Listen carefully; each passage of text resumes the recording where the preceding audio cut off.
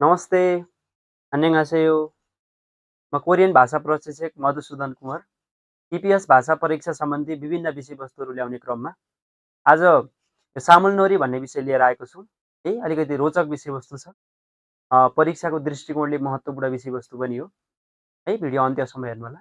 यो सामुलनोरी भनेको छ है यो भनेको कोरियाका परम्परागत बाजाहरू बजाएर नाचिने एक प्रकारको सांस्कृतिक क्रियाकलाप हो। यसमा चाहिँ परम्परागत रूपमा चाहिँ 6 प्रकारका बाजाहरू अब यो यहाँ हेर्दै देख्न सक्नुहुन्छ 6 प्रकारका बाजाहरू परम्परागत रूपमा बजाइन्थ्यो। तर हालका समयमा आउँदाखेरि 6 प्रकारका बाजामध्ये 2 प्रकारका बाजाहरूलाई कटौती गरी 4 प्रकारका बाजाहरू प्रयोगमा ल्याइएको छ। ती बाजाहरूलाई चाहिँ सामुलनोरी भनिन्छ। यो विशेष गरी महोत्सवहरू, मेला महोत्सव अथवा चाडपर्वहरूमा चाहिँ रमाइलो गर्नको लागि बजाउने गरिन्छ र मुख्यतया त यो कृषि नाच भन्छ है नोङाक भनेको छ।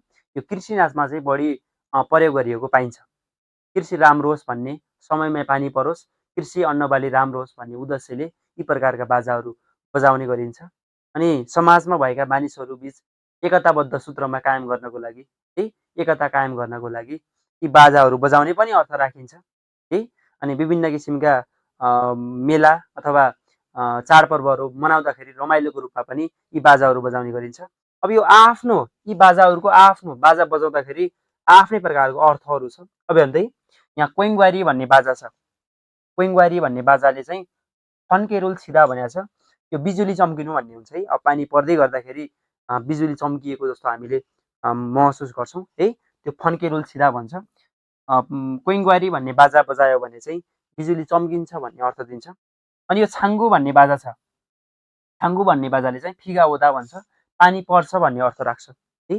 अब मैले अघि भनिसकेँ यो आफ्ना बाजा बजाउनुको पनि अर्थ छ, आफ्नो अर्थ छ। अब यो छिङ भन्ने बाजा छ। यो छिङले चाहिँ फारामी फुल्दा भनेको छ।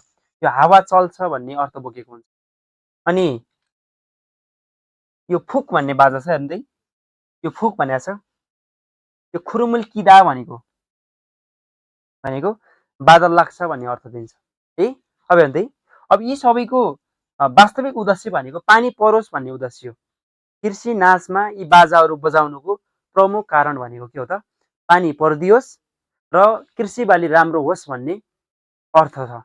अब हेर्दै अब यी बादल लाग्ने कुरा, हावा चल्ने कुरा, पानी पर्ने कुरा, फन्केरुल छिदा यो भनेको कृषिलाई अन्नबालीलाई आवश्यक पर्ने कुराहरू हुन् है। त्यसैले कृषि बाली राम्रो होस् भन्ने कामना गर्दै यो नोङाक भनेको छ सामुलनोरीहरू बजाउने गरिन्छ। मैले अगाडि भनिसकेँ हेर्नु त यो 6 प्रकारका बाजाहरू छन्। 6 प्रकारका बाजामध्ये 4 प्रकारका बाजाहरूलाई सेपरेट गरेर सामुलनोरी तयार गरिएको छ।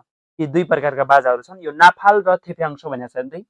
नाफाल र थेप्याङ्सो भन्ने 2 प्रकारका बाजाहरूलाई कटौती गरेर 4 प्रकारका मात्र बाजाहरू निर्माण गरेर सामुलनोरी बनाइएको छ है।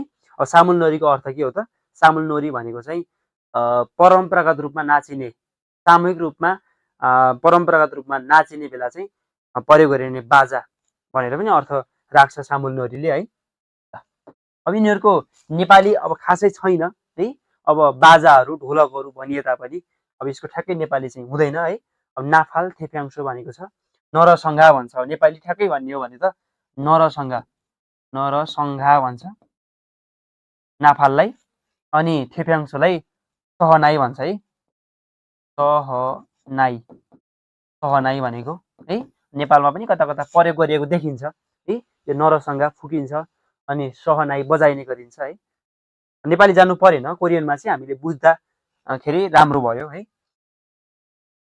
अब हेर्नु त अब यो यहीसँग सम्बन्धित केही कुराहरू मैले यहाँ लेखेको छु हेर्दै। यो फन्केरुल छिदा भनेको छ यो चट्याङ पर्नु भनेको है। फन्केरुल छिदा भन्छ चट्याङ पर्नु, बिजुली चम्किनु अर्थ दिन्छ। अनि फारामी फुल्दा भनेको हावा चल्नु भनेको है। फारामी फुल्दा भनेको हावा चल्नु।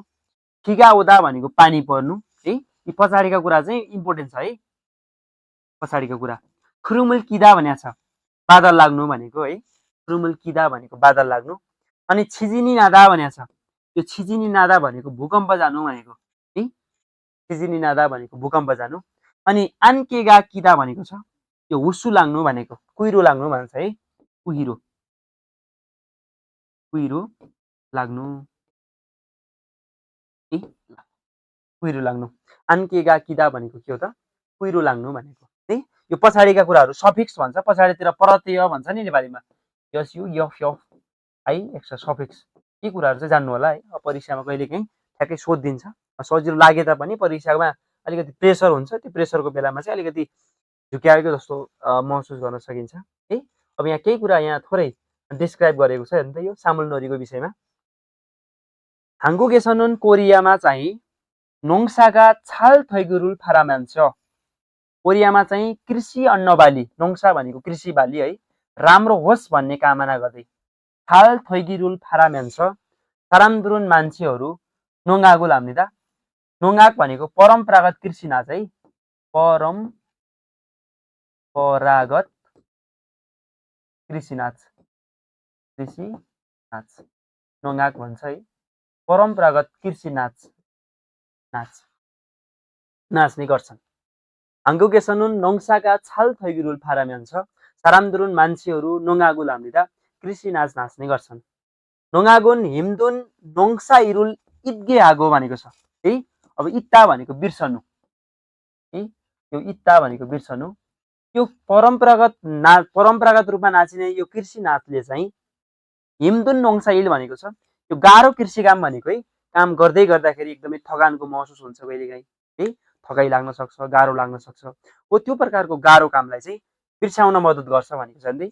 इद्गे आगो बिर्साउन मद्दत गर्छ र कामको इरे नुङ्ग्रिउल्दो नोफ्यजम्निदा कामको दक्षतामा पनि वृद्धि गरिदिन्छ भन्छ, कार्यक्षमतामा पनि वृद्धि गर्छ है, कार्यक्षमता। इरे नुङ्ग्रिउल भन्छ है, कामको कार्यक्षमता भनेको कार्यक्षमतामा पनि वृद्धि गरिदिन्छ भन्छ है। जस्तो तपाईँले कुनै प्रफुल्ल भएर कुनै काम गर्नु र एकदमै बोर भएर काम गर्नुमा चाहिँ फरक पर्छ है। तपाईँले मुडलाई एकदमै राम्रो बनाएर काम गर्नुभयो भने त्यो राम्रो हुन्छ, कामको दक्षता पनि वृद्धि हुन्छ, कार्यक्षमता पनि वृद्धि हुन्छ, उत्पादकत्व पनि राम्रो हुन्छ। यदि तपाईँले मन नलगाइ केही काम गर्नुभएको छ भने त्यो खासै उपलब्धि नहुन सक्छ है। त्यही भनेको छ कि नोङाक नोरिए भनेको छ है। यो कृषि नाचमा चाहिँ सायोङदैनुन प्रयोग गरिने आङ्की भनेको बाजा है, बाजामा चाहिँ क्वेङ्ग्वारी भनेको छ। क्वेङ्ग्वारी भन्ने बाजा हामीले अघि हेरिसक्यो चित्रहरू है। थाङ्गु भनेको छ, फुक भनेको छ, छिङ, नाफाल, थेफ्याङ्सो 1 2 3 4 5 6वटा बाजा। परम्परागत रूपमा चाहिँ 6 प्रकारका बाजाहरू प्रयोग गरिन्थ्यो। तुङ्गी इनुन्दे पहिला चाहिँ थिए, तर हेन्दे इनुन वर्तमानमा आउँदाखेरि चाहिँ यी छुङेछ, यी मध्येमा नेखाजिमान 4 प्रकारका मात्र सायोङ हाए प्रयोग गरेर सामुल नोरी मान्दुरिया सुम्निदा सामुल नोरी निर्माण गरिएको छ भन्छ। 4 प्रकारका बाजाहरू निर्माण गरिएको छ, 4 प्रकारका बाजाको समूहहरू निर्माण गरिएको छ भनेको छ है। अब हेर्दै आङ्गिए सोरिनुन, ती बाजाको स्वरले चाहिँ छायनुल साङ्जिङ हाम्निदा भनेको छ है। यो साङ्जिङ आधा भनेको प्रतीक गर्नु भनेको है, यो साङ्जिङ आधा भनेको छ यो प्रतीक गर्नु भनेको, प्रकृतिलाई प्रतीक गर्छ, चिनाउँछ है, प्रतीक गर्नु। केही न केही अर्थ बोक्यो, यो प्रकृतिमा चाहिँ केही न केही अर्थ बोकेको छ भनेको छ। अब के कुराहरू अर्थ राख्छ त हेर्नु त। छाङ्गुनुन, छाङ्गु भन्ने बाजाले पानी पर्छ भनेर अर्थ राख्छ। छिङ भन्ने बाजाले फाराम हावा चल्छ भनेर अर्थ राख्छ। फुक भन्ने बाजाले खुरुम बाजा लाग्छ भनेर अर्थ राख्छ भने क्वेङ्ग्वारी भन्ने बाजाले फन्के भनेको छ है, अघि हामीले हेरिसक्यौँ। फन्के सिधा भनेको बिजुली चम्किनु, चट्यान पर्नु भन्ने हुन्छ, हो त्यो प्रकारको इमी हामीले अर्थ राखेको हुन्छ भन्छ है।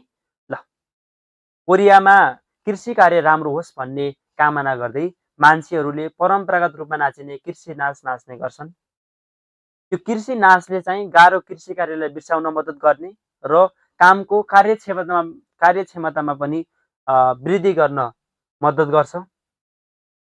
यो कृषि नाचमा प्रयोग गरिने बाजाहरूमा चाहिँ क्वेङ्ग्वारी, थाङ्गु, फुक, छिङ, नाफाल, थेप्याङ्सो आदि छन् भने वर्तमानमा आउँदा यी मध्येहरूबाट 4 प्रकारका बाजाहरू प्रयोग गरेर सामुल नोरी निर्माण गरिएको छ। यी बाजाहरूको स्वरले आफ्नै छुट्टा छुट्टै बाजाले छुट्टा छुट्टै प्रकारको प्रकृतिलाई प्रतीक गर्ने गर्छन् है। जस्तै छाङ्गु भन्ने बाजाले पानी पर्छ भनेर प्रतीक गरेको छ। थिङ भन्ने बाजाले हावा चल्छ भनेर प्रतीक गरेको छ। फुक भन्ने बाजाले खुरुम बादल लाग्छ भनेर प्रतीक गरेको छ भने कोइङवारी भन्ने बाजाले फन्के बिजुली चम्किन्छ चट्यान पर्छ भनेर चाहिँ प्रतीक गरेको छ भनेको छ है, अर्थ राख्छ भनेको छ। अब हेर्नु त नेपालीमा पनि अलिकति हामी थोरै पढ्छौँ। दक्षिण कोरियामा खेती राम्रो होस् भन्ने कामना गर्दै मानिसहरूले नोङाक गर्ने गर्छन् भनेको छ है, कृषि नाच नाच्ने गर्छन्। नोङाकले कडा र थकाइ लाग्ने खेतीको कामलाई बिर्साउन मद्दत गर्छ र कामको क्षमता पनि बढाइदिन्छ भन्छ है। यो नोङाक खेलमा प्रयोग हुने वाद्यवान यन्त्रहरूमा कोइङवारी, छाङ्गु, फुक, छिङ, नाफाल, थेफ्याङ्सो आदि पर्दछन्। तर आधुनिक समयमा यी मध्ये 4वटा मात्र प्रयोग गरेर सामुल नोरी तयार गरिएको छ। यी वाद्ययन्त्रहरूको आवाजले प्रकृतिलाई प्रतीक गर्ने गर्छ। छाङ्गु भन्नेले पानी पर्छ है, वर्षा, छिङले हावा, फुकले बादल र कोइङवारी भन्ने बाजाले चाहिँ बिजुली चट्याङ पर्छ भनेर त्यो प्रकारको अर्थ राखिएको हुन्छ भनेको छ है। अब सामुल नोरीको विषयमा यति नै हो है। अब त्यति धेरै हामीले कुनै विषयवस्तुलाई त्यति धेरै अध्ययन गर्नु पर्दैन है। पढाइको दायरा बढाउने तर दर घटाउने भन्छ है। जस्तो दायरा हामीले कुनै पनि विषय नछोड्ने, तर दर भनेको कुनै विषयलाई गहिराइसम्म नपुग्ने है। अब गहिराइसम्म पुग्न थालियो भने चाहिँ अब धेरै हुन्छ, भाष हुन्छ, त्यो नसकिएला है। त्यो भएर पढाइको दायरा बढाउने तर दर घटाउने भन्छ है। त्यही सिद्धान्तलाई फलो गरी आफ्नो पढाइलाई एकदमै मजबुत बनाउनु होला है। ल, 감사합니다। धन्यवाद।